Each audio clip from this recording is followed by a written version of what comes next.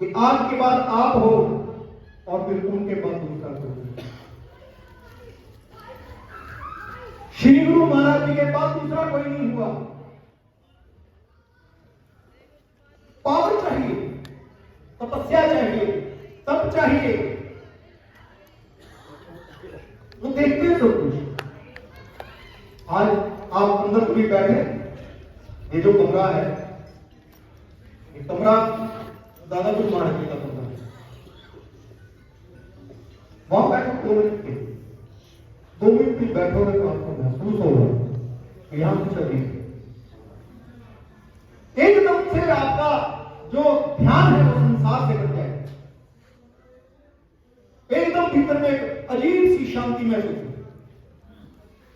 आप ध्यानस्थ होने लगेंगे। आपका परिवार, आपका संसार किधर जा रहा है आपको समझ में नहीं आएगा। इस स्थान का प्रभाव है, क्योंकि यहां पर परम महाराज जी ने तप किया, ये उनकी तपस्या। और हम तो बहुत सौभाग्यशाली हैं कि हम उस स्थान पर बैठकर उनका गुणगान कर रहे हैं और हमको उनके दर्शन कर रहे हैं। प्रेमियों, छपरा कुछ दूर पड़ता है, 1000 किलोमीटर के आसपास, लेकिन ये मेरे ख्याल दिल्ली से 300 है और चंडीगढ़ से होगा 600, अंदाजा 600। यहां तो साल में 2-3 बार आ जा सकता है।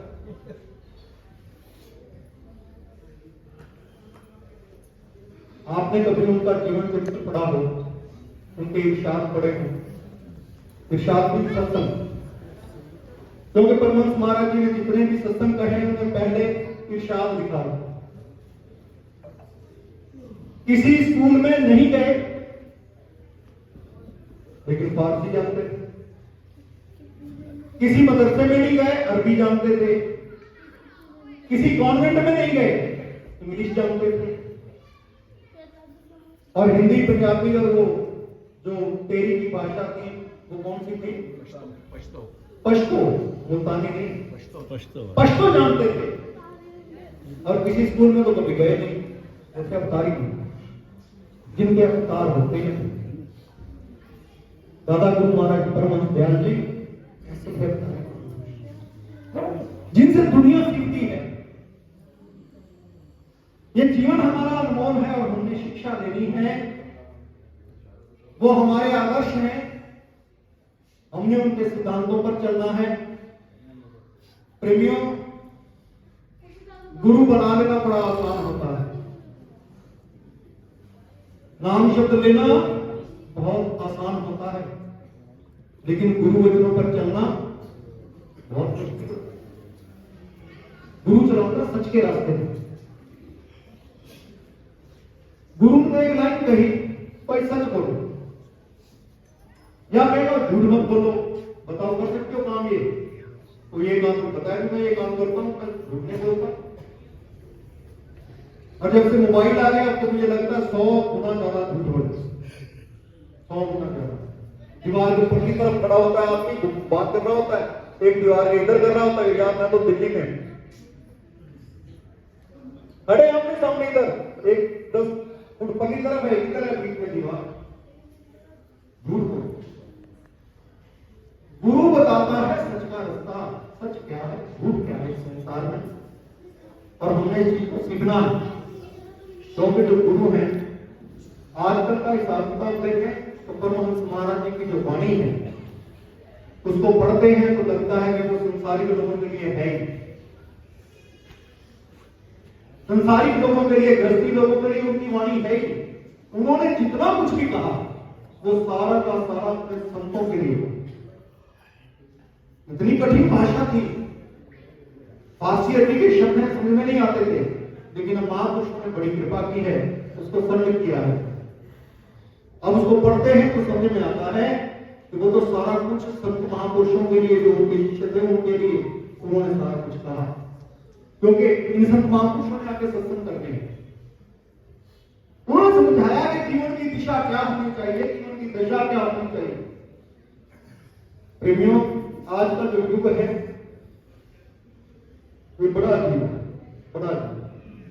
उनके सामने आप ऐसे नहीं बैठ सकते थे जैसे यहां बैठे हैं गोल गोल के। किसी के, अब यादव जी को देखो, एक तो इधर है, एक इधर है, एकदम ऐसे नहीं बैठा करते संत महापुरुषों के सामने खड़े हुए गोल गोल से होके। ये बैठने का कोई ढंग नहीं है। और बिना चौकड़ी मारे, नहीं मैं आपको कह नहीं रहा हूं, तो दुनिया की बात कर रहा हूं, संसार की बात कर रहा हूं,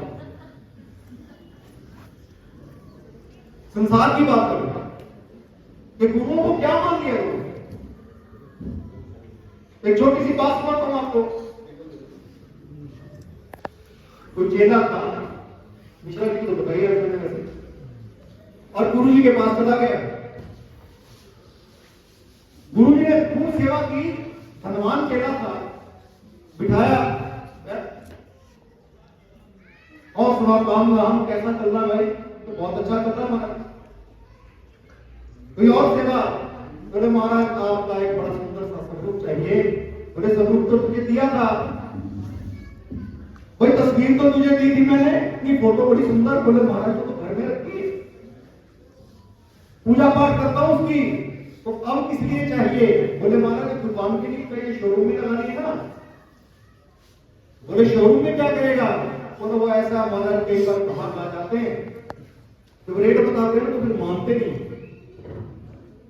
तो आपकी तस्वीर लगी होगी तो बस इतना ही करना है, देखो गुरु महाराज की कसम है, कसम उठाने के लिए तस्वीर है गुरु जी।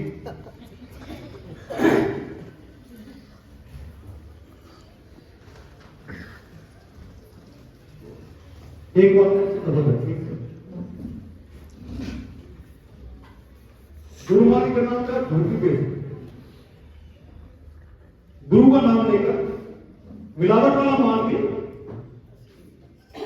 वो तो सच के व्यापारी हैं, वो झूठ के व्यापारी नहीं। उनके नाम से झूठ चला सकते हो आप लोग, और कई चला रहे बड़ी गाड़ियां छुपाए घूमते लोग गुरु जी के नाम की। उम्र सीधे कटती भाई, नहीं कटती। एक बात मैं लुधियाना में था, वैसे बात चली, तो एक लेडीज थी, वो एक रसीद लाई, बोले कि हमने देखो आगरा के लिए दान दिया। मतलब आगरा के लिए दान दिया। बोले हाँ, वो गुरु भाई ने वहां तब किया ना, तो वहां प्याऊ की सेवा लगी हुई है।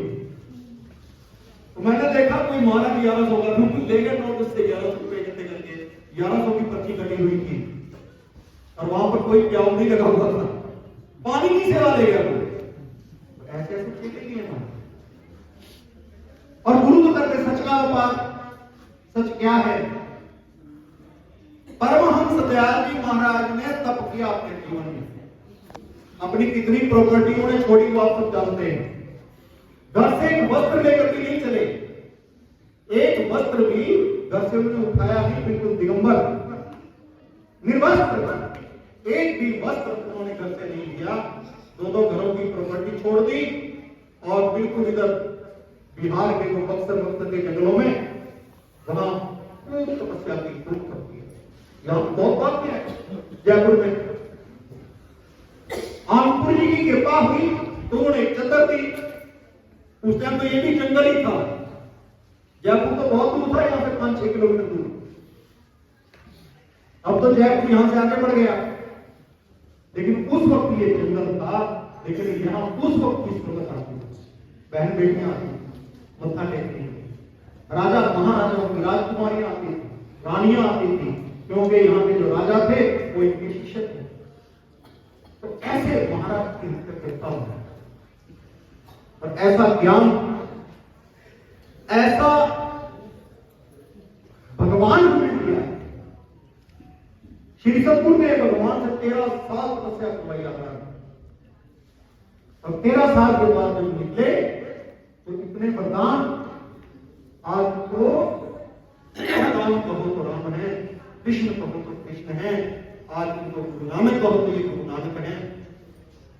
ऐसे वरदान दादा गुरु महाराज के, परमहंस महाराज, श्री गुरु महाराज श्री नंदी निवासी भगवान जी को, कि आज ये सब तो गुफा से निकाला श्री गुरु महाराज जी को, तो वो रुई में लपेट कर ऐसे हाथ स्पर्श करने से मांस उतरता था। तब तक उनको उस अवस्था को देखकर उन्होंने कहा था कि आज इनको उस पदवी में पहुंच गए, इनको राम कहो तो राम है, कृष्ण कहो तो कृष्ण है। इनसे देखो अध्यात्म लो, आध्यात्मिकता लो, भीतर की अंतर यात्रा करनी है। तो श्री स्वामी स्वरूपानंद जी महाराज से मिलो, श्री नंदीवासी भगवान से। और लौकिक अगर चाहिए तो फिर योगा से मिलो, ये उसमें लिखा है सच्चिदानंद प्रकाश, जो यहाँ जिन्होंने इस जयपुर की भूमि को संभाला, जिन्होंने इस क्षेत्र को देखा, उनको भी वरदान दिया। उन्होंने कहा कि अगर स्वामी स्वरूपानंद जी के पास जो जाएगा वो अध्यात्म में पहुंचेगा। लेकिन वहां तो आप देखते हैं नबी साहब, अरे क्या क्या बरस रहा है, लौकिक भी मिल रहा है परलौकिक भी, दोनों, यहां का भी और वहां का भी। संत जब दयाल होता है, गुरु जब मेहरबान हो जाता है, एक नजर भरके की देख लेते तो इतने में कमाल कर देते। नगरी साहब तक देखते ना हम लोग 24 घंटे। और यहां इस तपोभूमि के बारे में जो हमने सुना है कि किसी ने भी अपने बिजनेस को कामयाब करना है, किसी भी वो लाइन में है, कोई भी बिजनेस करता है, गाने का, बजाने का, या कोई शोरूम का, या कोई भी, कहते हैं एक बार यहां श्री सतगुरुदेव भगवान के सामने अपना चिट्ठा खोलकर रखते सारा अपनी बाइक के, ये है महाराज, अब आपकी कृपा चाहिए, मैं तो आपकी शरण में आ गया। तो कहते हैं आज तक कोई स्थान से खाली गए, ये ऐसा स्थान है कि यहां से आज तक कोई खाली, एक ये स्थान और एक नंदी साहब का, दो स्थान। अभी छपरा का पता तो बाद में लगा हुआ, लेकिन वो भी एक ऐसा स्थान है छपरा का, वहां आप गए हो, आपने देखा है, तरक्की पर है, प्रोग्रेस पर है, वहां भी लोग सेवा वो भी कर रहे हैं सब कुछ, लेकिन हर स्थान की अपनी विशेषता होती है। और ये वो स्थान है सारे जहां पर ये महापुरुष जिनका अवतरण हुआ, किसी स्थान पर उनकी तपोभूमि है, कोई स्थान ऐसा है जहां पर उनका निर्माण हुआ, ये सारे स्थान हैं। तो हमने तो उनसे उस कृपा को मांगना है, गुरुदेव को कृपा हमारे ऊपर कर दो, जिससे हम उस सच को जान सकें, हम अपने भीतर उतर सकें। संसार में तो बहुत देखते हैं ना, लेकिन हमें वो आंख बख्श दे। कहते हैं कि उसकी जो कृपा इतना साइया पार मिल दे, एक चाकदे हिटर के कुत्तियां, एक चुभ दे सकता ताज तेरा, एक तरस दे तेरियां जुतियां, इतना जागना दे रिते भाग सुते, इतना लगना दे भाग सुतियां कादर यार जदों गुरु मेहरबान होवे ते जन्नत वार देता पर कुत्तियां। प्रेमियों, उसकी नजर, जब उसकी नजर हो, एक स्वामी जी शेर सुनाया करते हैं ज्ञान प्रेमानंद महाराज, कि हम कुछ ना कर सके उन्हें 100 बार देखकर, हम कुछ ना कर सके उन्हें हर बार देखकर, और उन्होंने कर दिया सब कुछ केवल एक बार देखकर। ये नजर है, एक नजर जब वो देख लेता है, एक कमाल कर देता है, वो नजर चाहिए उसकी। देखता तो वो है सबको, सारी दुनिया को देखता है, लेकिन वो वाली नजर मांगो जो कमाल कर देती है।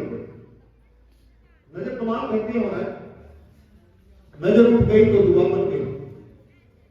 देखो ना, जब आदमी ऐसे देखता ना ऊपर, तो ऐसे लगता है जैसे ऊपर कोई भगवान बैठा, कुछ मांगता है ना दुआ के लिए, तो ऐसे देखता ऊपर, हे भगवान दे दे। नजर उठ गई तो दुआ बन गई, और नजर झुक गई तो हया बन गई। हया में शर्म, जब आदमी नीचे देखता है ना ऐसे, तो शर्म में लगा, किसी ध्यान नहीं मिला। यही नजर की बात, नजर झुक गई तो हया बन गई, और नजर तिरछी की तो अदा बन गई। नजर को ऐसे करके देखना, टेढ़ा, ये अदा होती है, टेढ़ी नजर से देखना। और कहते हैं कि चौथी बात है वो हमारे काम में कि नजर फेर ली तो कजा बन गई। कजा कहते हैं मौत। जब गुरुदेव नजर फेर ले, जब महबूब नजर फेर ले, तो फिर वो मौत की बढ़कर उसका कहीं ठिकाना नहीं। अगर गुरुदेव की नजर फेर गई तो मौत के बराबर है। गुरुदेव की नजर चाहिए। नजर किस पे हुई? ये जितने महापुरुषों के नाम आज हम सत्संग में गाते हैं उन पर नजर हुई महाराज। एक नजर ने कमाल किया।